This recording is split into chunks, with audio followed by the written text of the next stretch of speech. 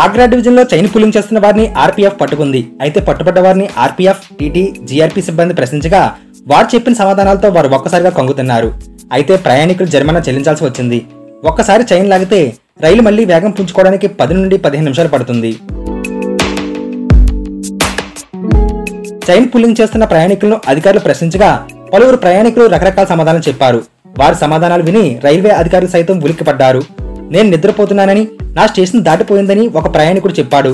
తదుపరి స్టేషన్ నాకు చాలా దూరంగా ఉంటుంది, నా దగ్గర చాలా లగేజ్ ఉంది, నా కుటుంబం సామానం వేరే స్టేషన్ నుంచి మా ప్రాంతానికి వెళ్ళడానికి చాలా ఖర్చు అవుతుంది.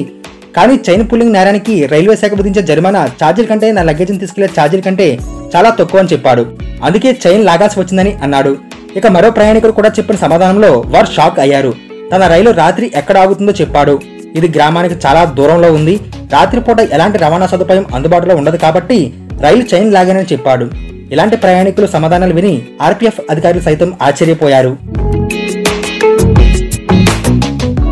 ఎటువంటి కారణం లేకుండా అలారం చైన్లు లాగుతున్న వారిపై ఆగ్రా డివిజన్ యొక్క వాణిజ్య విభాగం ఆర్పీఎఫ్ కఠినమైన చర్యలు దిగింది.